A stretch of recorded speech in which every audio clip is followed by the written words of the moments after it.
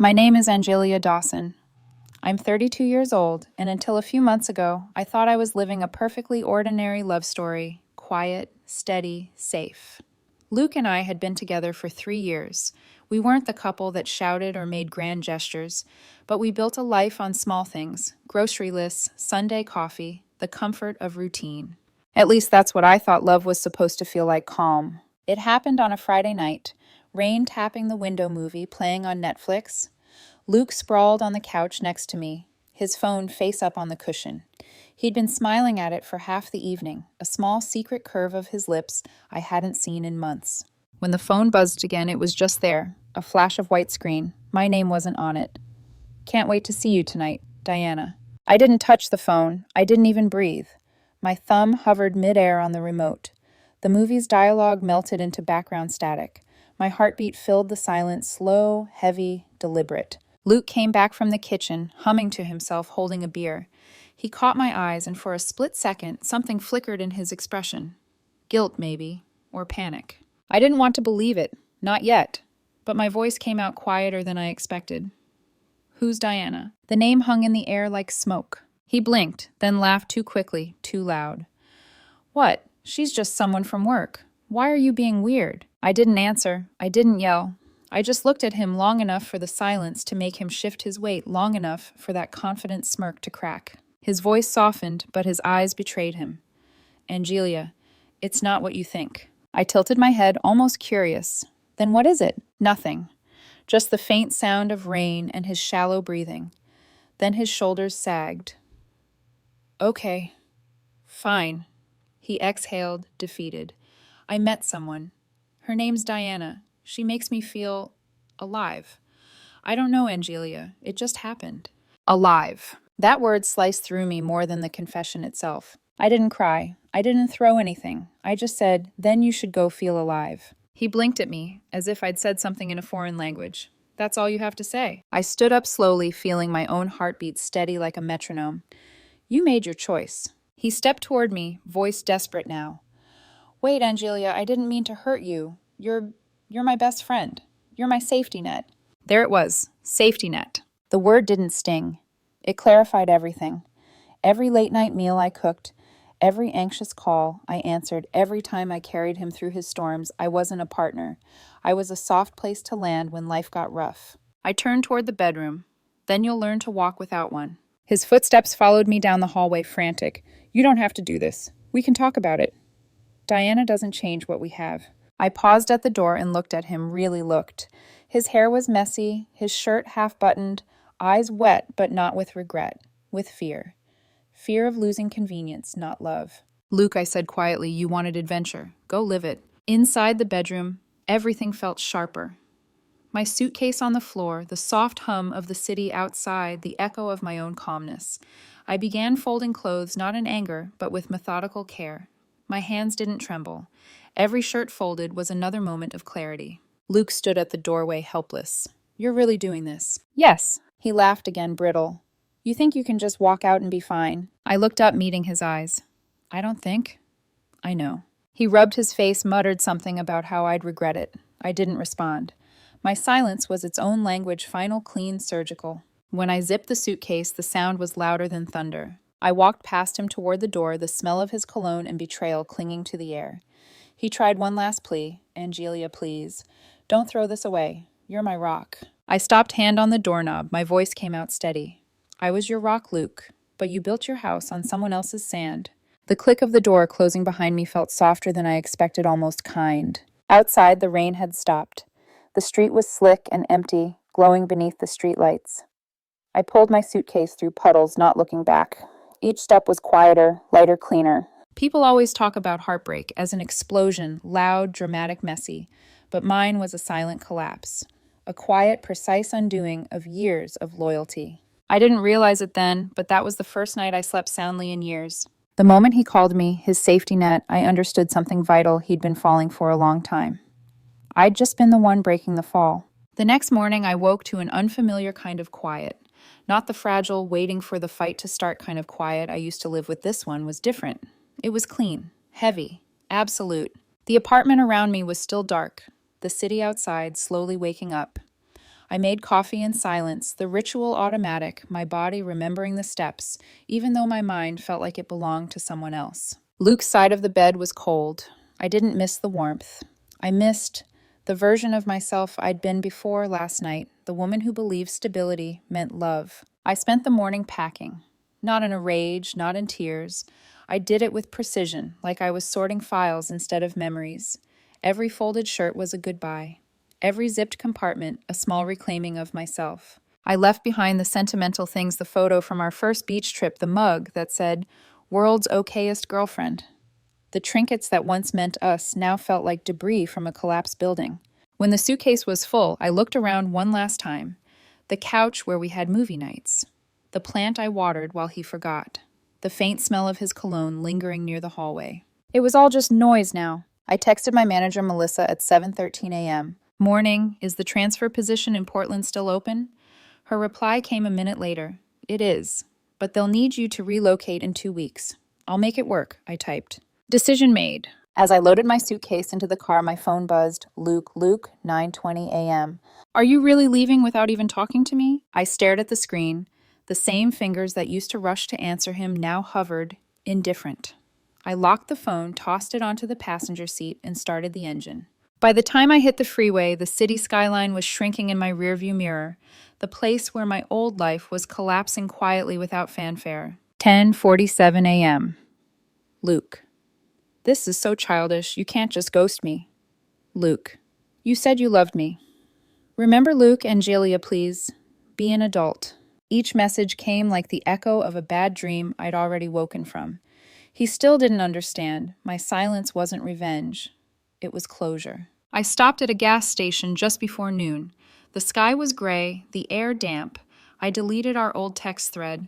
My thumb hovered over his contact for a moment. Then block. No drama, just a click. The sound of my phone going quiet was the softest victory I'd ever felt. By the time I reached Portland, the clouds had lifted. I checked into a small temporary apartment, white walls, cheap furniture, and a smell of bleach that somehow felt like hope. I stood in the middle of the room, suitcase by my feet, and exhaled for what felt like the first time in months. There was no one to cook for, no one to explain myself to, no phone lighting up with someone else's needs. That night, I unpacked the essentials, clothes, toiletries, a single framed photo of my parents. Then I opened my laptop and set up a playlist titled Freedom. Soft music filled the room as I lay on the couch, staring at the ceiling. I didn't feel happy, not yet, but I felt something better, empty. The kind of empty that wasn't painful but peaceful. Days turned into weeks. I learned the rhythm of my new life work gym walks by the river. Every small thing I did alone became a quiet rebellion against who I used to be. At work, people only knew me as Angelia Dawson, from project management, not Luke's girlfriend.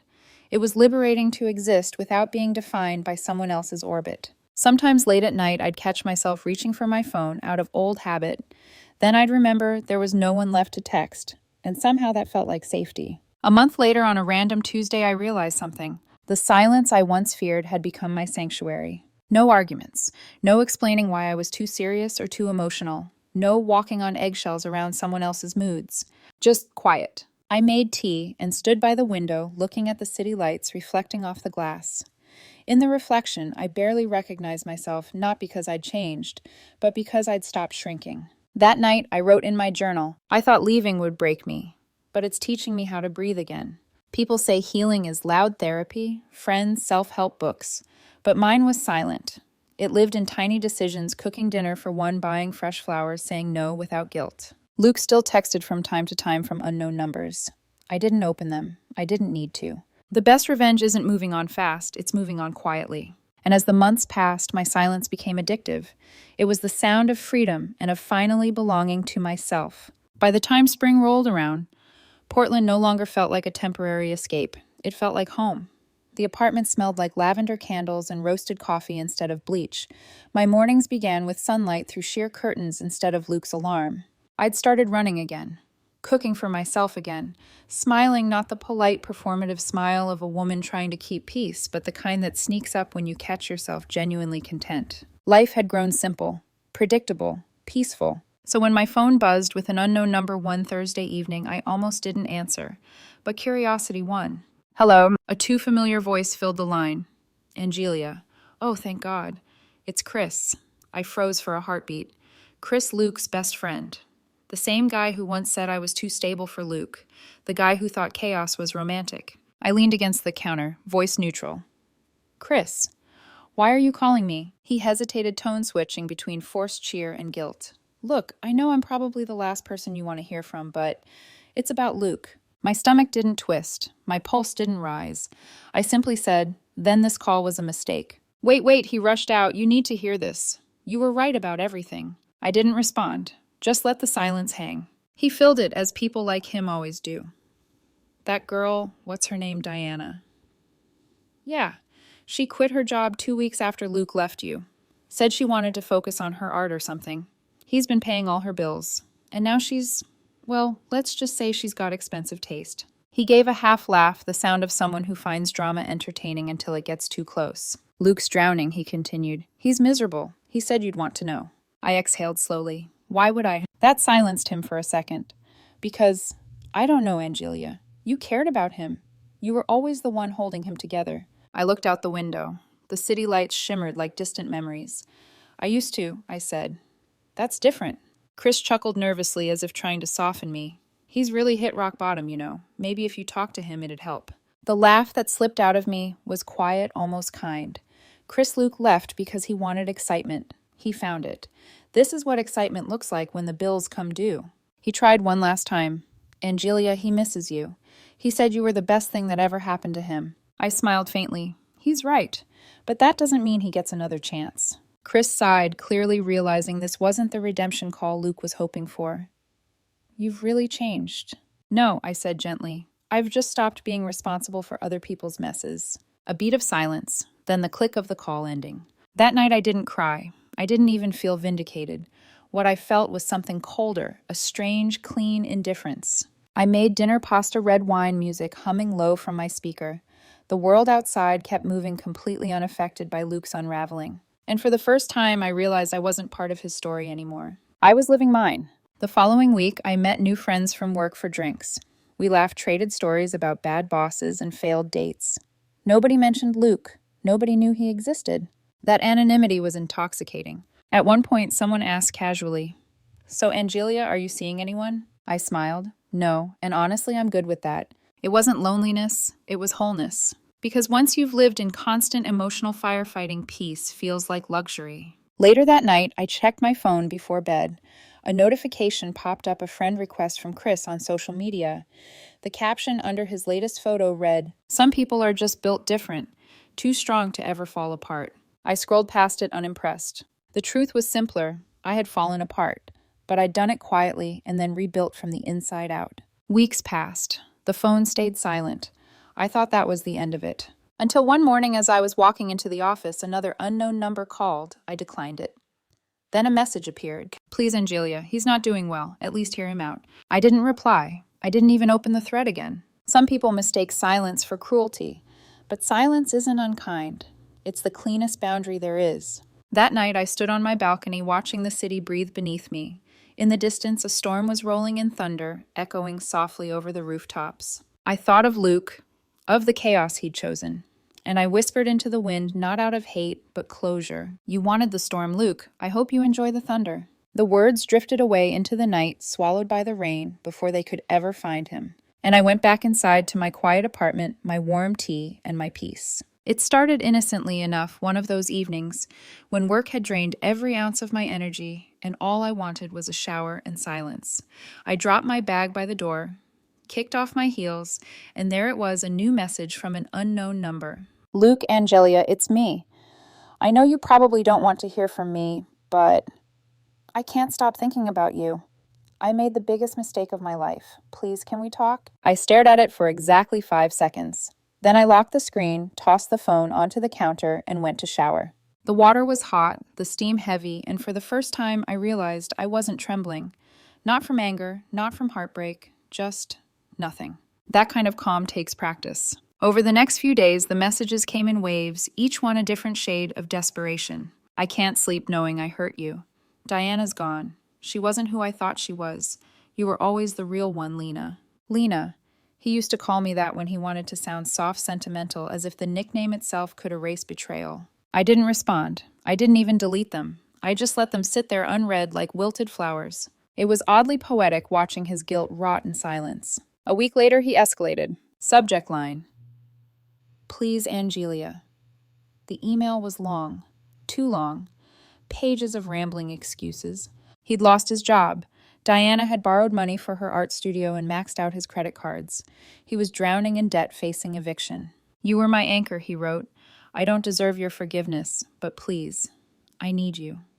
I have no one else. I read it once end to end. My hands didn't shake, my chest didn't ache, I just felt tired. Then I clicked mark as spam. The computer chimed, confirming his exile to the digital void. I leaned back, sipped my tea, and whispered to myself, not my circus, not my chaos. 2 weeks of silence followed. I thought maybe he'd finally given up.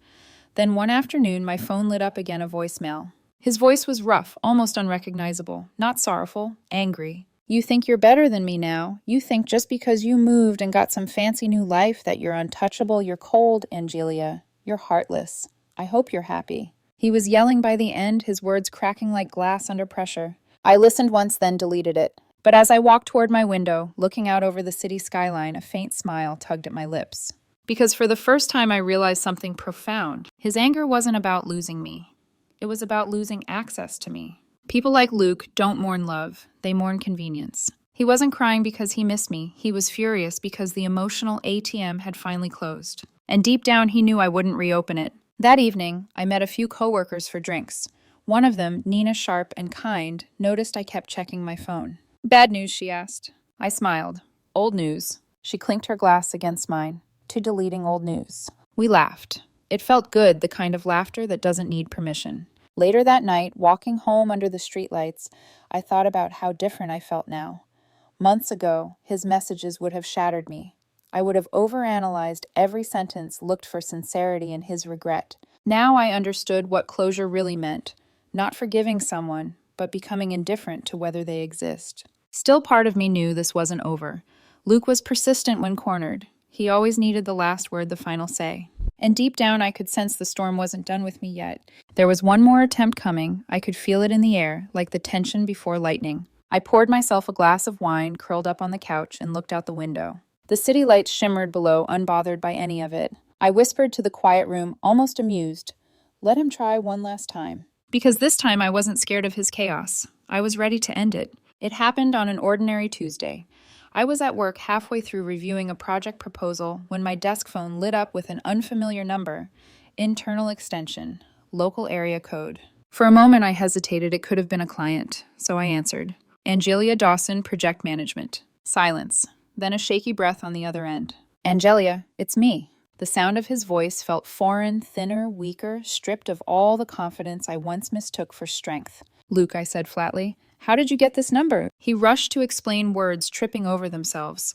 I called your company's main line, said I was a client. I had to talk to you. My jaw clenched. He lied his way past reception. Even now, boundaries meant nothing to him. I'm hanging up, I said, reaching for the button. Please don't, he blurted. Just listen. Please, Angelia, I'm ruined. There was a tremor in his voice that once would have made me soften. Not today. She took everything, he continued. My savings, my cards. I'm getting evicted. I can't even afford rent next month. I don't know what to do. You were my rock, my safety net. You always kept me steady. I need you. The irony almost made me laugh. I looked out the window of my office, the city skyline gleaming beneath the sun. People walking briskly below life, moving forward. When I spoke, my voice was calm, measured, unshakable. Luke. He fell silent immediately. That net you're talking about, I said. It's gone. You cut it yourself. A choked breath came through the line. Please don't say that. You don't mean it. I mean every word. I leaned back in my chair, fingers tapping softly on the desk. You chose chaos over peace. You wanted excitement. Now you've got it. He sniffed, desperate. You think you're so perfect. You think walking away makes you better. No, I said simply. It just made me free. He went quiet, the kind of silence that feels heavy-wounded. Angelia, he whispered. Finally, I'm begging you. Just talk to me. One last time. I stared at the phone, feeling nothing. No hate, no pity, just the cold clarity that comes with understanding someone too late. I am talking to you, Luke, I said softly, for the last time. Then with deliberate calm, I pressed the button and ended the call. No drama, no slamming, just silence deep and final. For a long moment, I sat there in my office, listening to the hum of the air conditioner and the faint chatter of my coworkers down the hall. It all felt distant, like the world had already moved on, and I was finally catching up. I exhaled slow and uneven. Then quietly I smiled. Because that was the exact moment I realized. It wasn't the betrayal that had broken me, it was the way I'd kept trying to fix someone who never wanted to heal. And now I'd stopped. A week later, I was updating a project timeline on my laptop when a small pop-up appeared in the corner of my screen. Connection request on LinkedIn, Luke L. Hi, Angelia.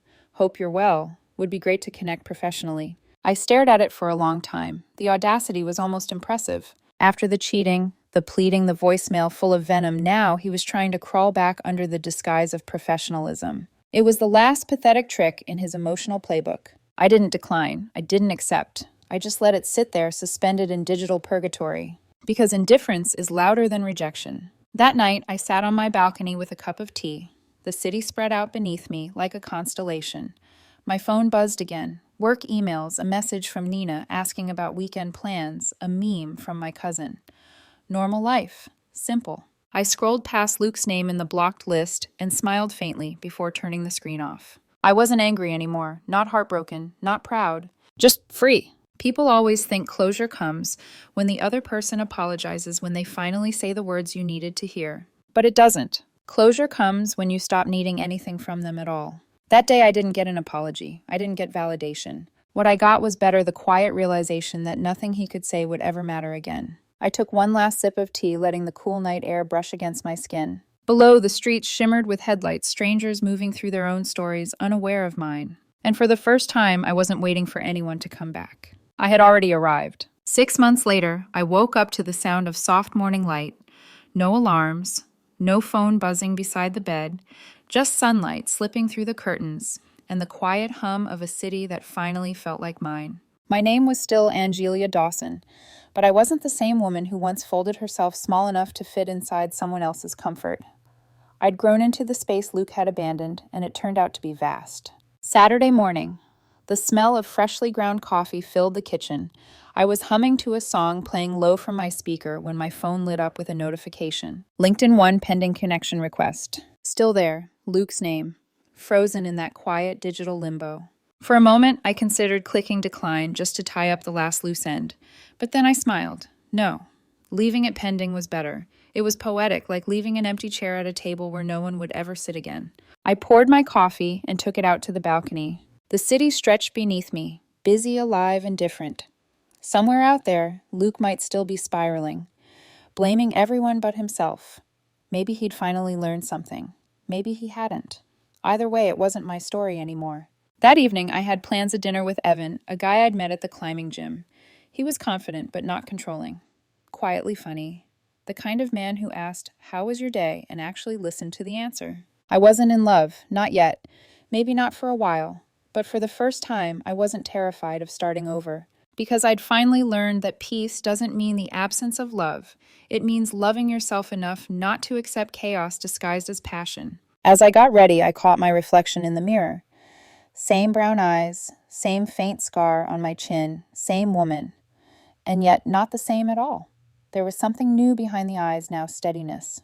Quiet confidence. No more chasing apologies, no more trying to earn basic respect. Just me. Before I left, I sat at my desk for a moment and opened my journal, the same one I'd started on my first night in Portland. The last page was still blank. I wrote, I thought I left him to find peace, but I realize now I left to find myself. And she was waiting all along. I closed the book, set it on the shelf, and smiled. At the restaurant, the air smelled of garlic and wine. Evan waved from a table near the window. I joined him, and the evening unfolded easily, laughter, stories, comfort without effort. At one point, he asked about my past, not prying, just curious. I shrugged lightly. I had to learn the hard way that some people love the way storms do, loudly, destructively, briefly. I just prefer the quiet now. He smiled. Then here's to quiet.